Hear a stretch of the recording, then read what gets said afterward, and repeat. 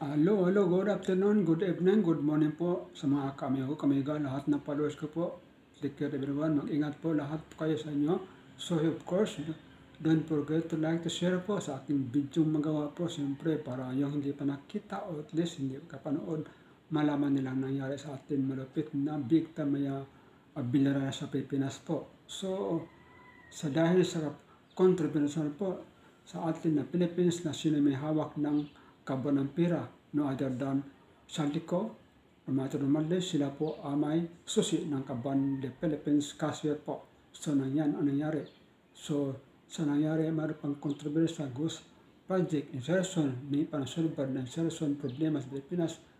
Pumala naman ulit itong bago naman nga Ghost Project po. So ito na, nakarukulo ko na, napatasik na rin si Romales ay ang magaling na job o trabaho po. So, pakinggan natin ang balita news ng Binario po. Ito ba? Ito na. Sa gitna ng corruption probe sa gobyerno, lumutang na rin ang umano'y lavish lifestyle ni House Speaker Martin Romualdez at Congressman Contractor Zaldico. Ayon sa source ng bilyonaryo, bumili si Romualdez ng 2 Gulfstream private jets mula kay ultra-bilyonaryo Lucio Tan.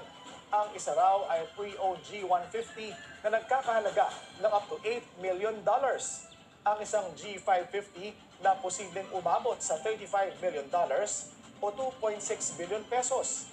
Nakapark daw ang aircraft sa hangar ni Tan at nakuha na raw nito ang atensyon ng Malacanang. Si Zaldico naman na nasa Amerika, pinupull out na umano ang kanyang sariling fleet ng luxury jets at choppers sa Pilipinas. Yan ang mga may hawak ng cashier ng Philippines po. Pinapa-register na ng kanyang Mercedes Aviation ang fleet nito. Partikular ang umano'y Gulfstream G350 na may halagang $36 million. Ang namumuno sa aircraft leasing business ang anak ni Ko na si Michael Ellis Ko.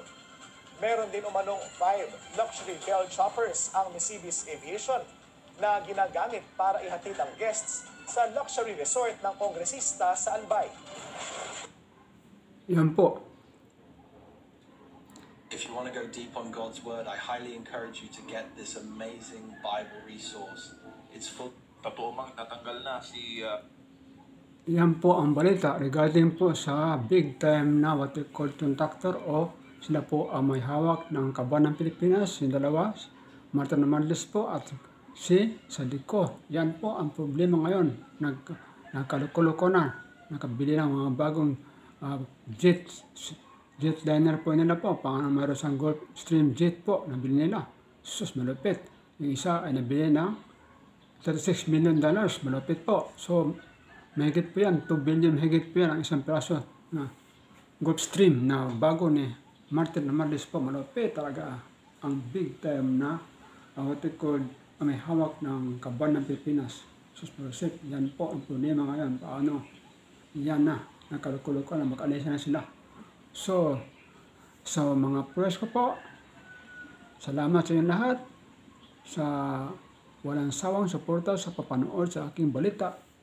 At least, yung breaking balita ko, Philippines po, yan po ang grabing nangyayari sa atin. Dahil nga sa what we call insertion, na hindi pa nasulbad, plus the what we call Ghost Project, corruption po, nako, nakalukulo ko na, paano yan masulbad po, gumawa pa, nako, kaya na mag-decision kung paano may masulbad yan. So, ganyan ang Pilipinas ngayon, nakalukulo ko na, marami sa ng pira sana, 1 billion pesos budget for flood control per day, naloko na talaga. So, again, thank you sa inyo lahat. Mag-ingat. God bless everyone. Salamat po sa inyong walang sawang support na papanood sa aking Breaking Balita Philippines. Thank you. Lahat sa inyo. Bye-bye po. God bless everyone.